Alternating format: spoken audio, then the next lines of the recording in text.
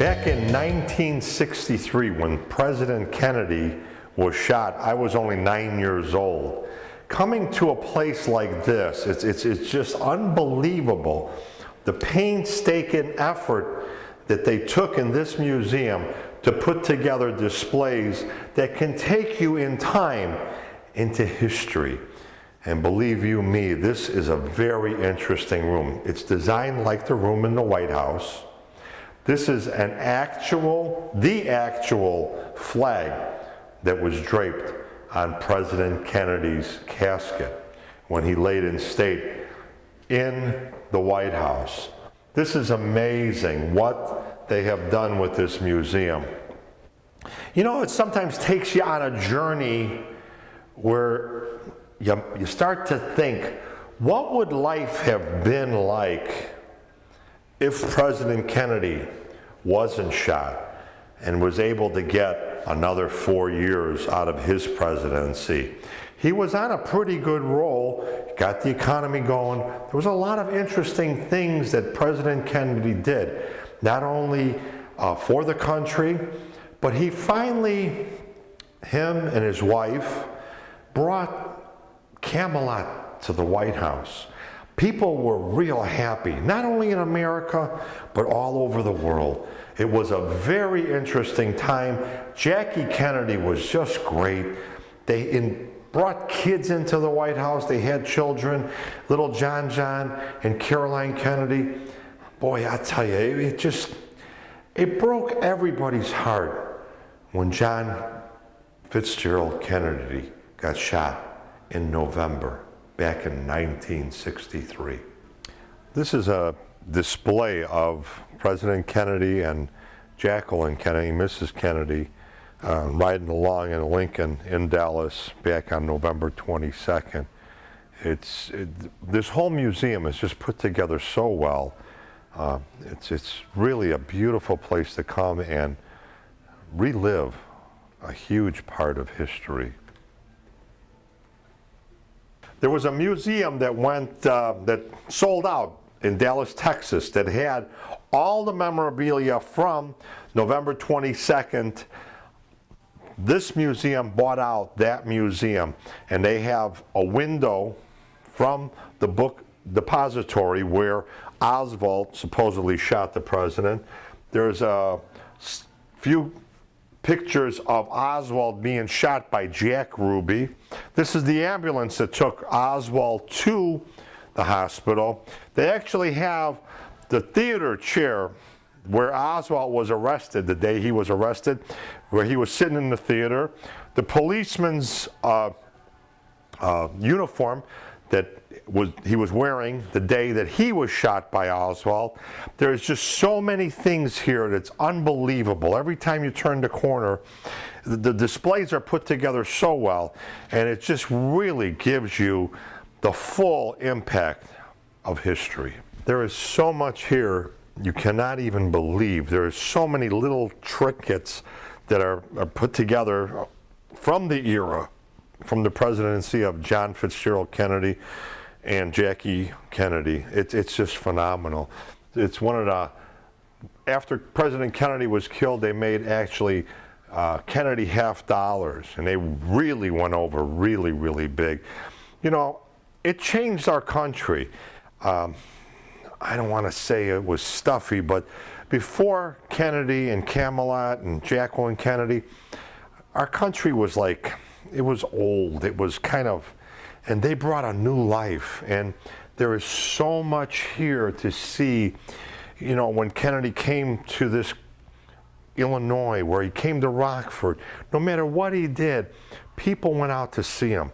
He was so charismatic. It was unbelievable. It's something the country needed at that time. And I'll tell you what, it's something the country needs even now. We need a president that has charisma.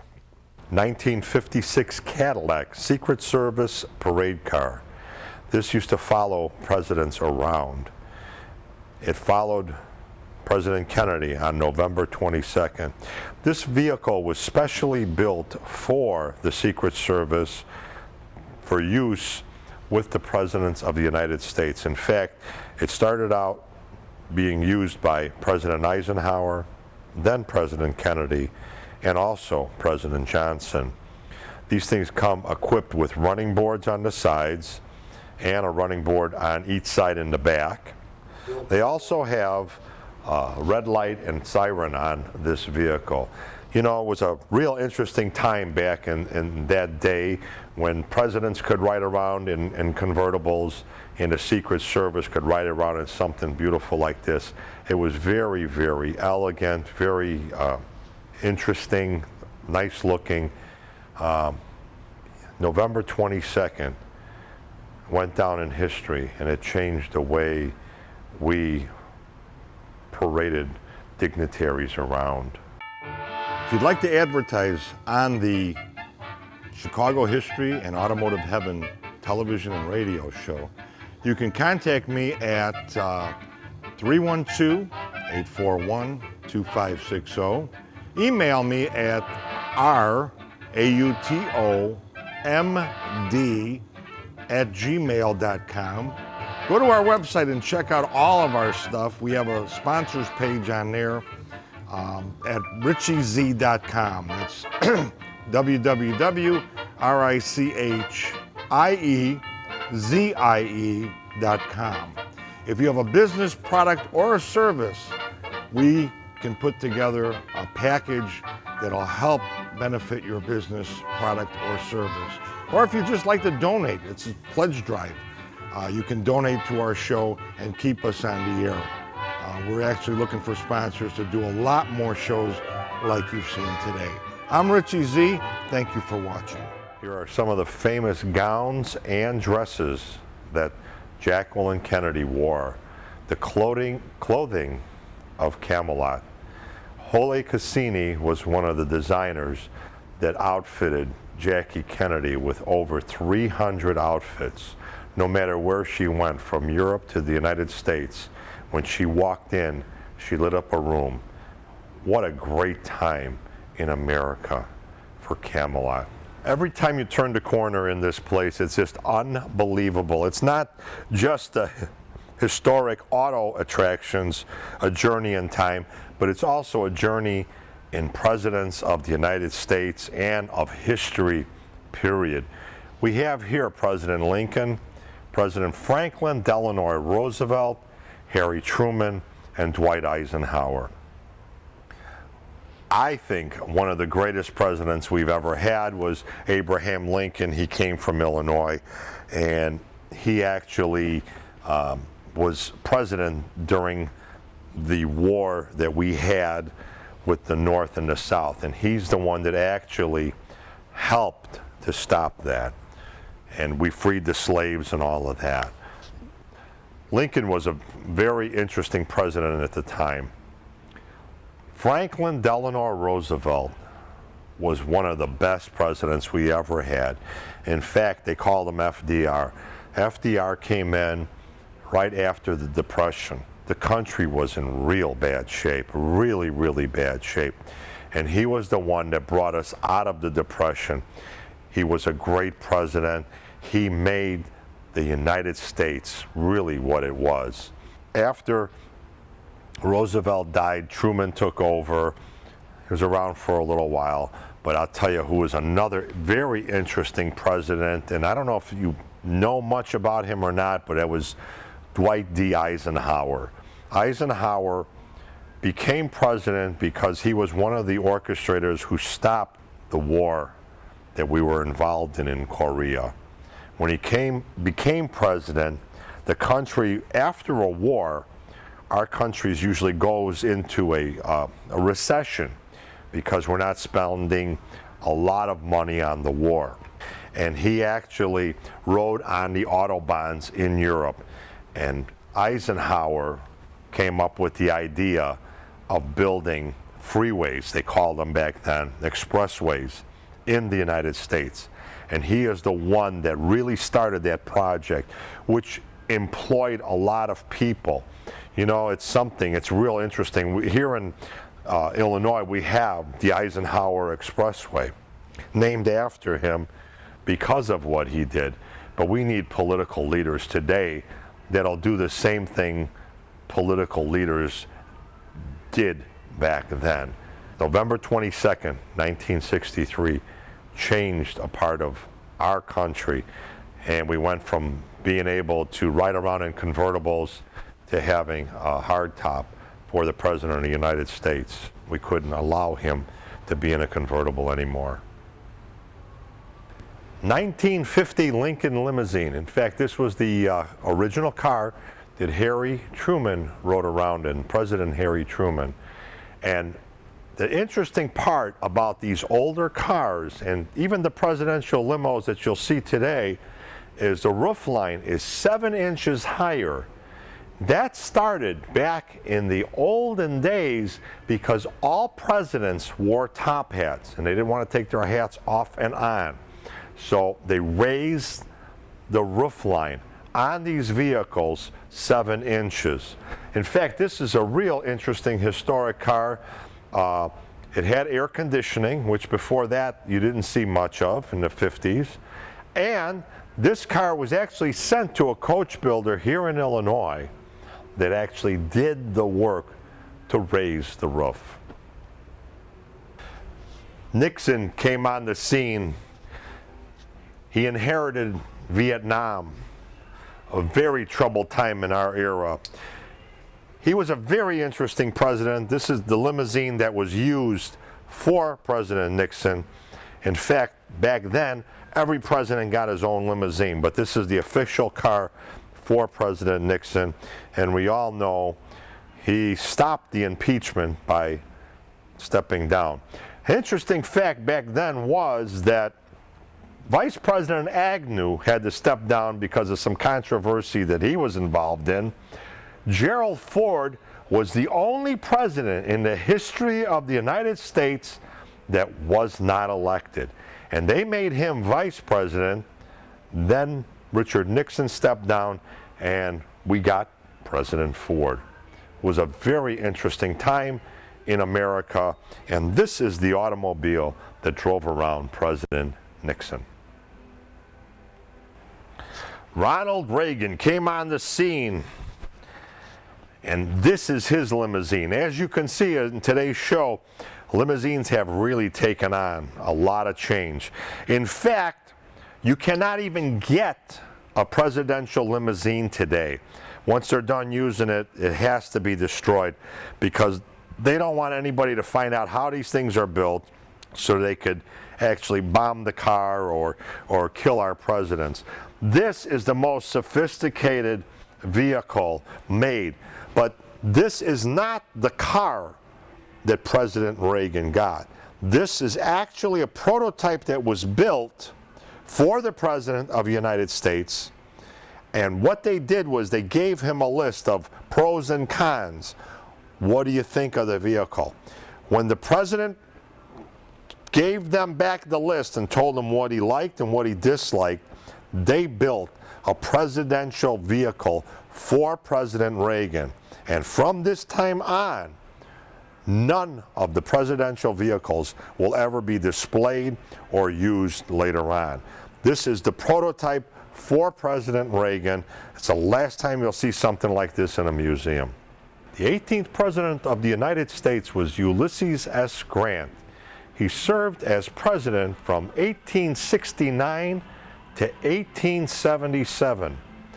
This 1865 Studebaker 5-window carriage, Landau carriage, was the vehicle with the horses that drove the great President of the United States around.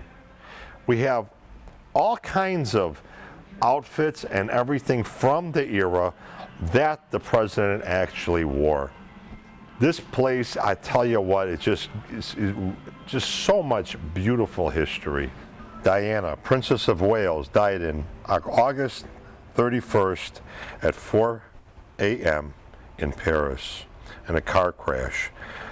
She was at the age of 36. This is one of the vehicles that drove her around when she was the Princess of Wales. It's a 1948 Daimler.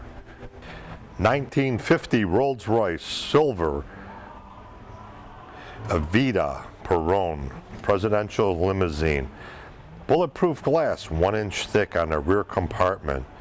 Armor plated, the rear doors and rear body of the vehicle. Rear seats is lowered 4 inches. Bulletproof tires, private locks, and on rear doors. Nikita Khrushchev, premier of the Soviet Union, served from 1953 through 1964. This is his parade car, 1962. Hirohito, Emperor Hirohito, served as Emperor of Japan from 1926 to 1989. This 1935 Packard 1202 Super 8 limousine is what drove him around. What a gorgeous automobile. I love the distinction that the Packard automobile had. You knew quality and workmanship when you saw a Packard going down the street. During World War II, the Germans rode around in some gorgeous automobile. This is one of the automobiles the Germans used in World War II. This is actually a German staff car. Some of the leaders in World War II were very interesting people. This automobile here was used by Benito Mussolini in Italy. I think it's one of the most prettiest looking cars that was used by any leader back in World War II. Leader of the German Nazi Party was Adolf Hitler from 1933 to 1945. This 1939 Mercedes G4 six-wheel staff car is the original car that Hitler used when he was out. Unbelievable workmanship. This is probably one of the most interesting vehicles I've seen in a long time. This has to be worth a lot of money. James Dean is probably one of the greatest parts of history, or the greatest part of the 50s in history. He had an attitude that was unbelievable. But the most interesting part of James Dean was when he acted, he was only in 3 movies, when he acted, they claimed in the studios that he gave 300% in any of the movies that he made. In fact, he was famous when he crashed his Porsche and died in 1959. But I'm going to tell you a little tidbit of information. Without James Dean and the attitude he had, you wouldn't have had a Marlon Brando, a Johnny Cash, an Elvis Presley. They all mimicked James Dean, the attitude especially. And Marlon Brando was the one that did it the most. He had a real bad, tough guy type of attitude, and that's what made him a star. Following James Dean. Marilyn Monroe was one of the most interesting actresses back in the 50s. In fact, not many people know, but I've read a lot of stories on that about Marilyn Monroe. And Marilyn Monroe was a brilliant lady. She could play that dumb blonde, as they categorized her, very well. She was also able to take a script to a movie, read it one time, and memorize it. The only poor thing about Marilyn Monroe was that she never found true love. Boy, she tried very hard. A great sex symbol of the 50s, Marilyn Monroe. This is a gorgeous 1972 Lincoln Mark. Elvis loved this car. This body style was just unbelievable. Elvis actually took and bought this one and kept it, and it was actually titled to Elvis Presley.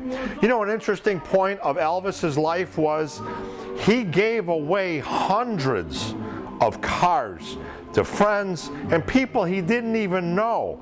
People in the police department and in politics back in Memphis. Elvis was a very interesting guy, very talented, but a very caring person. He loved to make people happy. When he died, he really wasn't worth a lot of money. But Priscilla Presley took the mansion and turned it into the gorgeous, gorgeous museum and tribute to Elvis Presley, and they're making a lot of money right now. Colonel Harlan Sanders became famous at the age of 65. He had a special recipe for fried chicken. This is his limousine. It's a 1939 Lincoln KV-12 limousine. Lincoln was an interesting automobile back in that era. It went into bankruptcy, and the Ford Motor Company took it over back in the, I believe it was the early 30s. Very, very interesting car, and it became the Ford Motor Company's luxury line of automobiles. Another interesting story is, though, about Colonel Sanders. All his life, he just worked as a common person. He was a tire salesman, a restaurateur. He operated a few hotels, aspiring lawyer. He was a very interesting person. He sold insurance at a certain point. This is a gorgeous 1960 Cadillac limousine. It was owned by Howard Hughes. Howard Hughes was a very, very interesting person in history. I don't think we'd have the sophistication that we have today if it wasn't for Howard Hughes. Howard Hughes became president, took over a tool company that his father and grandfather started. In fact, it was worth a lot of money at the time. The reason being, they had a drill bit, the first in history, that was able to drill through hard rock and stuff. People were digging for gold and things like that, but also the wildcatters for going after oil. That company, the Hughes Corporation, Hughes Tool Company, actually designed a bit for that. But Howard Hughes took that company and turned it into a multi-billion-dollar organization in a few years. Howard Hughes was the pioneer of aerospace technology. He really, really had a vision and did a lot for the aerospace industry. In fact, some of the things that Howard Hughes designed back in the 20s and 30s for airplanes is still being used to this day. Also, becoming a pioneer in motion pictures. Howard Hughes was a movie mogul. He was able to use sex and violence in his movies to sell. Well, those two things always sell, always did sell, and always will sell. But Howard Hughes took it to a new level and made it work. This is a great car, and it's a tribute to a great individual, Howard Hughes. The corporation is still doing well. It's still a multi-billion-dollar organization worldwide. If you'd like to advertise on the Chicago History and Automotive Heaven television and radio show, you can contact me at 312-841-2560. Email me at rautomd@gmail.com. Go to our website and check out all of our stuff. We have a sponsors page on there at richiez.com. That's www.richieze.com. If you have a business, product, or a service, we can put together a package that'll help benefit your business, product, or service. Or if you just like to donate, it's a pledge drive. You can donate to our show and keep us on the air. We're actually looking for sponsors to do a lot more shows like you've seen today. I'm Richie Z. Thank you for watching. This year, we're going to be redoing our studio. In fact, I'd like to thank the folks at Race Tech. It's a snap lock floor. They have supplied us with the whole floor for our studio. So we're going to be installing this. I love the floor, the concept. We're doing a gray and blue checkerboard pattern. and then we're going to have black for the edges. So we're going to actually do that segment on the floor on how to dress up your place where you keep your toys. We also got this motorcycle thing here from Radical Garage out in Ontario, Canada. In fact, I met these people at the SEMA convention in Las Vegas, Nevada. They got the coolest toolboxes. We featured them on one of our shows, but he came up with this Patriot motorcycle thing. He knows I'm a biker, and he donated that to the shop. It's Curtis over at Radical Garage in Ontario, Canada. We're also going to be doing a lot of things in the studio. It's not just a show about cars. We're going to be doing motorcycles. We're going to be doing a lot of those motorcycle shows. In fact, I have crash bars for my motorcycle. The only reason I'm putting crash bars on is I've been riding for 20 years, and I've always had highway pegs. And you know what? Every time I get out on the road and I'm just cruising around and I pull away from the light, the right foot wants to get up on that highway peg. So we're going to be installing that. We've got LED lights we're going to be putting on the bike. We got a remote control starter for the motorcycle and a lot of other really cool things. A cup holder, new sound system. So we're going to be working on that. Mid-America supplied us with the interior for the Corvette. In fact, we're doing a little bit of a two-tone, giving it that modern look. My Corvette's an 89, where you replaced all of the seats, all of the carpeting, the dash covers, the steering wheel. This is my old dash cover, console cover. This new style is going to be with the carbon fiber look. It's very popular now. So that car, we're actually going to be doing a segment also on refinishing it. That's one of our vehicles that I'm going to call the segment Junkyard Dog to Showtime. We also have a company, Rapid Air, out of Wisconsin. They got an air system. While we're doing the floor here, we're going to be installing into the studio. So when we work on cars, we don't have, we have air everywhere we need it. All you do is plug it in, cut it to whatever length you need. They have all the elbows and everything you need, so you can have air everywhere you need it when you're working on your vehicle. Take it apart. You don't have to nut and bolt anything anymore, or weld it or solder it or any of that. I don't know who it was that said they saved the best for last, but it's so true. We did save the best for last. Terry's Etching out of Chicago, south side of Chicago, took our logo and made a sign for our anchor desk, the Wild World of Classics. Terry will etch anything into mirror or glass or smoke mirror as we have here, any kind of logo or anything. I just love what he did with my logo for the Wild World of Classics. And I'm Rich Zatkowski, and I'd like to thank you for watching.